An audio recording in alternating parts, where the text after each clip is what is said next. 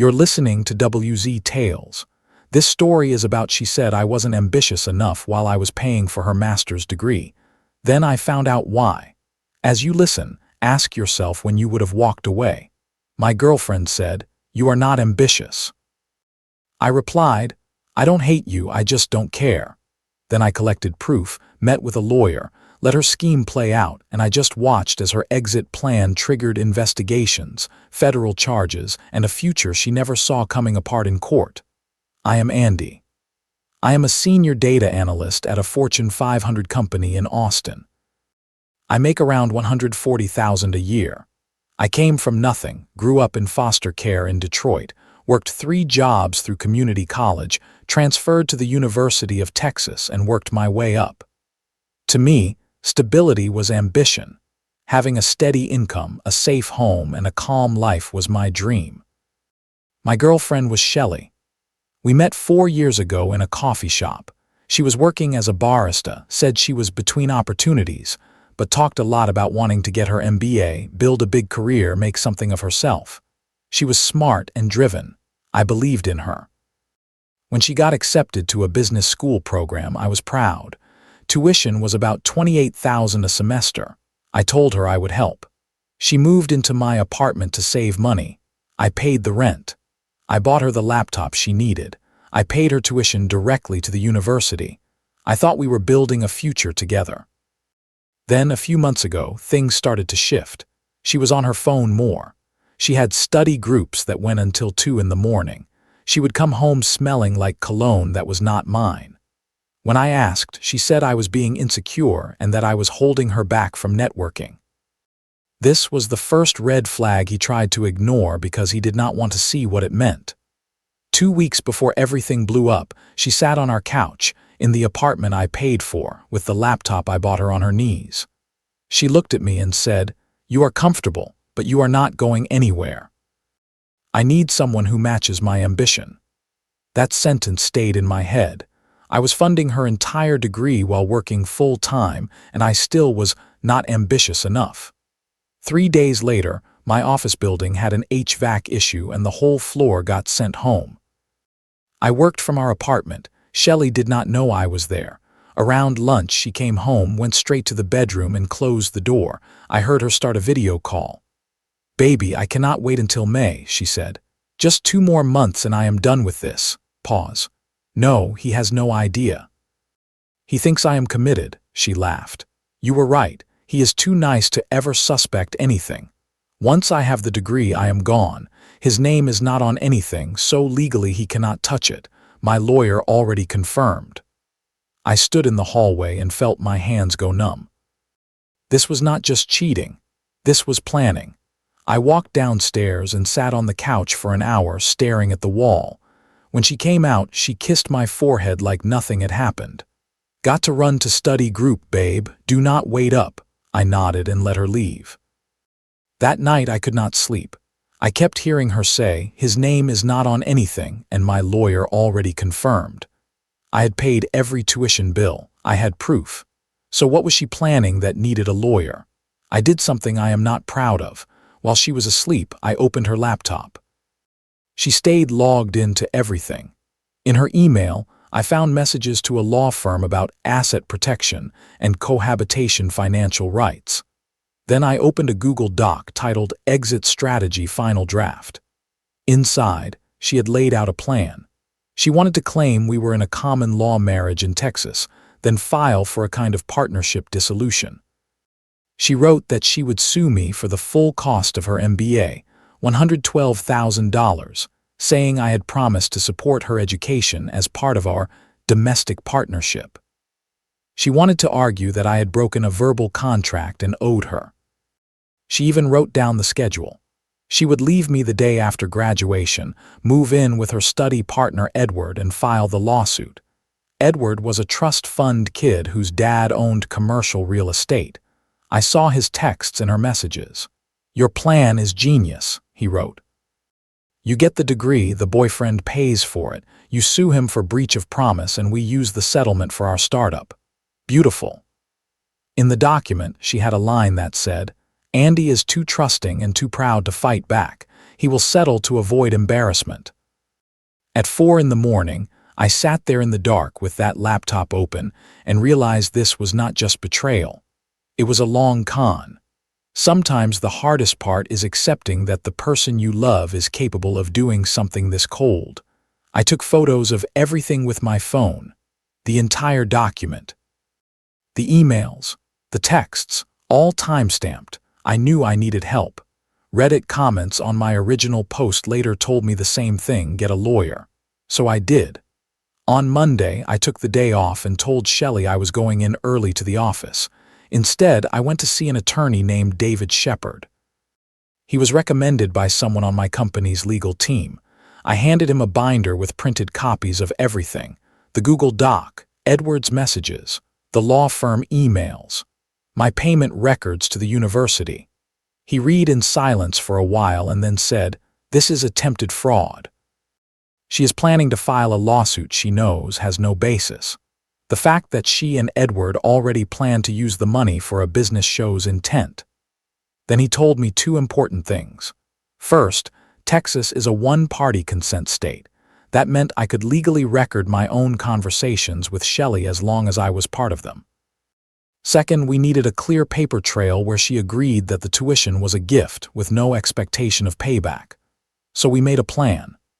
The next night, I took Shelley to her favorite restaurant. I acted romantic. I paid. I played the part she expected me to play. Over dinner, I said, "Shelley, I have been thinking about our future. I want to make sure we are on the same page about money." She smiled. I could see in her eyes that she thought I might be about to propose. "The MBA tuition I have been paying," I said. "I want you to know I see it as a gift, an investment in our future together. I am not expecting you to pay me back. I love you and I want to support your dreams." She squeezed my hand and said, "Baby, of course, you are so generous. I could never repay you anyway." "Exactly," I said. "I just want us to be clear that this is unconditional support, no strings. Pure gift." "Absolutely," she said. My phone was in my jacket pocket, recording the entire conversation. We repeated versions of that talk 3 more times over the next week. Different settings, same message. I kept using the word gift and no payback, and every time she agreed.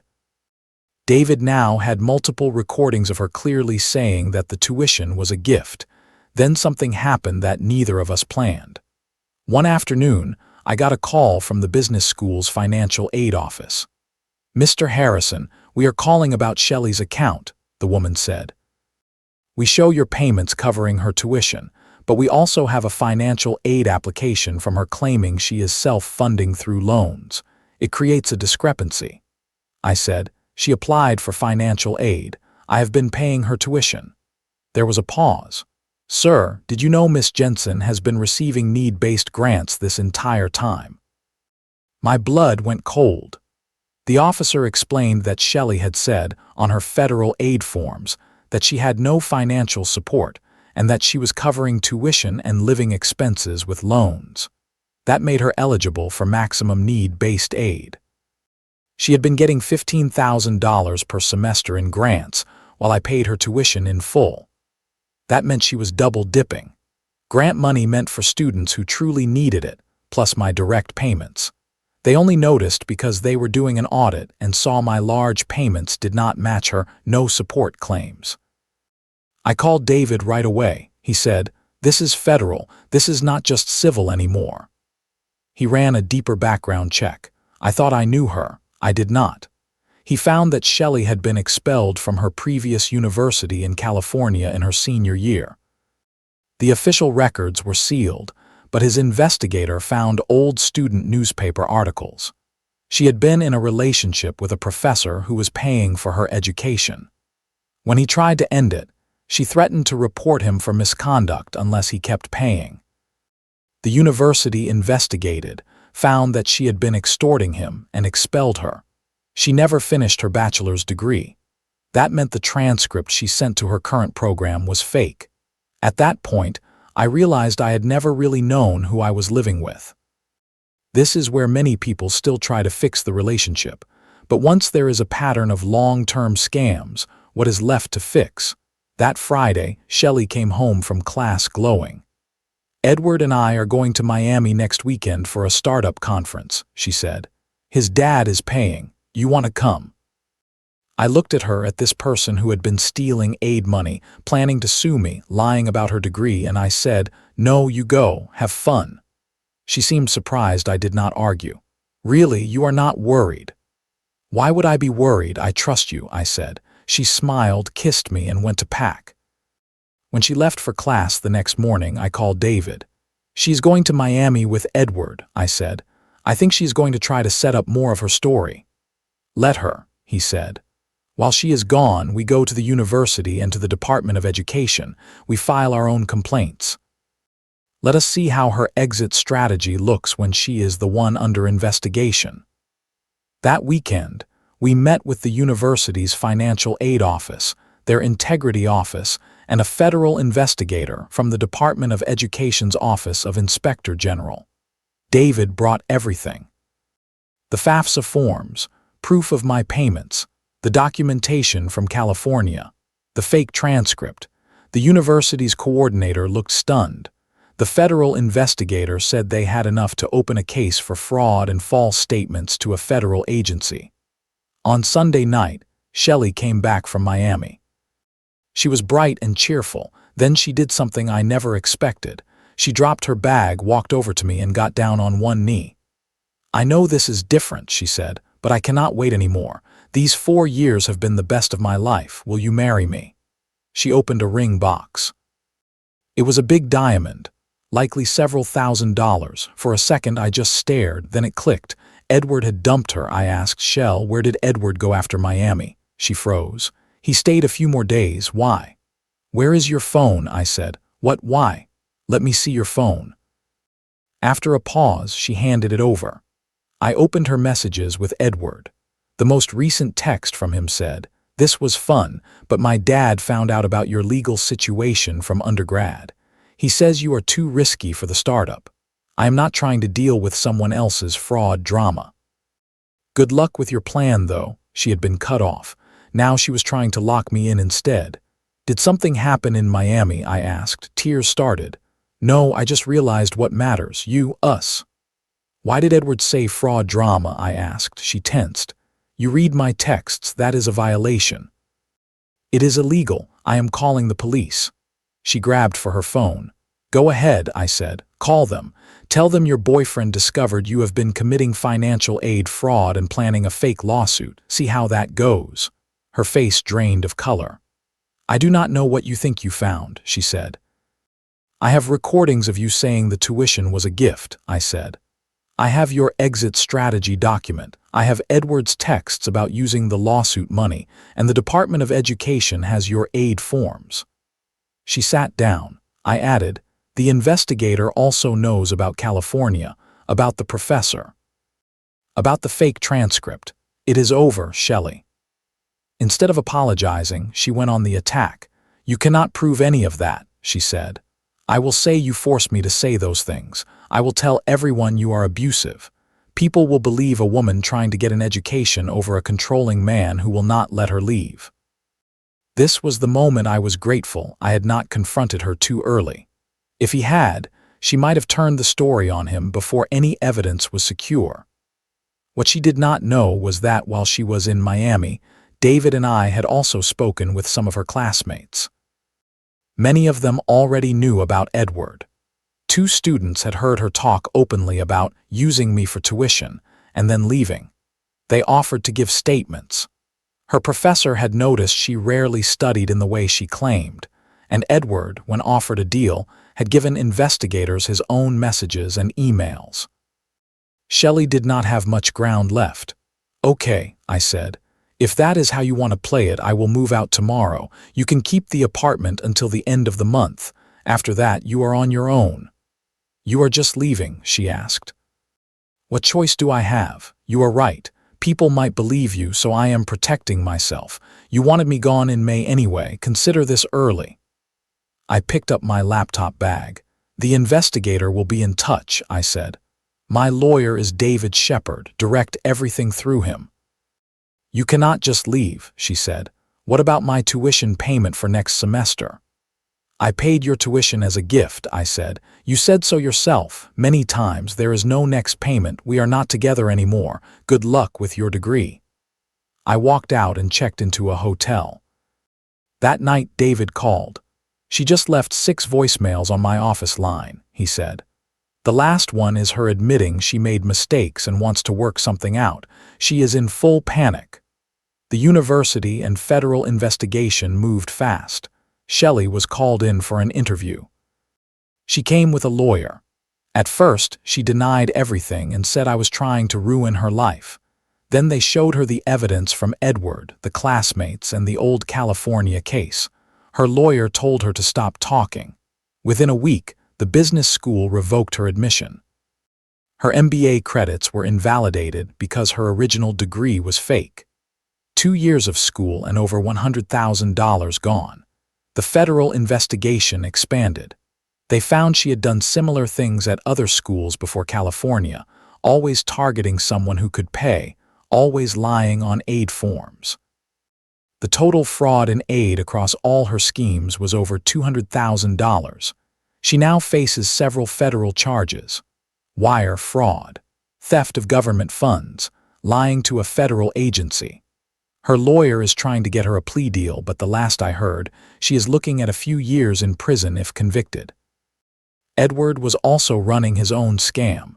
He had been coaching several women to get money out of partners for startups that did not really exist. When his dad found out, he cut him off. Edward is now cooperating with the investigation, doing community service, and paying restitution. The investigators also found early files on Shelley's laptop from almost 4 years back, notes from before we were even official. She had a spreadsheet of my income, research on state laws, even a chat log where she told a friend, found a good one, stable job, foster care background, so he has something to prove. Too nice to suspect anything. He will fund the MBA, no problem. She had chosen me on purpose. Our meet cute in the coffee shop was not an accident. She knew I went there every Saturday. She spilled coffee on me as an opener. Our whole relationship had been planned. It is one thing to be cheated on. It is another to realize the whole connection was built as a setup. Today, things look different for me. My company promoted me. My boss said that the way I handled a hard personal situation with calm and discretion showed good judgment. I make more now than I did before. I am seeing someone new slowly. She works in cybersecurity, owns her own condo, and pays her own bills. I did a background check this time. I am not ashamed of that. The lawsuit Shelley wanted to file against me never happened. She cannot risk it. It would shine a light on everything.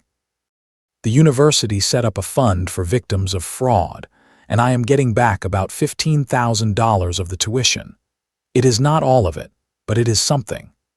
3 months after everything, Shelley sent me a handwritten letter through her lawyer so it would not look like she was trying to influence the case. She did not apologize for the fraud.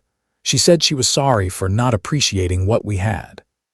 She wrote that somewhere in year 2 she actually fell in love with me, but by then the plan was too far along and she did not know how to stop. She said she convinced herself that taking my money was justice for how hard she had to work, and that she was afraid if I knew the real her, I would not want her. I showed the letter to my therapist. She said, "Some people confuse manipulation with closeness. They may feel something real, but it is tangled with using the other person. That is not love. That is dependency with extra steps." I have not written back. I do not plan to. Sometimes you really do have to take the trash out yourself. Here are some lessons from this story. Lesson 1. Real ambition is building together, not using someone else's effort as a stepping stone. Lesson 2. If a partner calls you too nice to suspect anything, that is not a compliment. It is a warning. Lesson 3. When money, law firms, and secret plans show up in a relationship, you need your own lawyer, not just trust. Lesson 4. Cheating is bad enough, but long-term planning to harm you financially is a clear sign you are dealing with a pattern, not a mistake. Lesson 5. It is not paranoid to protect yourself with documentation when someone shows you who they are. It is self-respect. Lesson 6. You deserve a partner who tells you the truth and builds a future with you, not someone who studies you as a target. What would you have done in Andy's place, and at what point would you have walked away? Have you ever discovered that a relationship was built on lies from the very beginning? Share your thoughts and stories.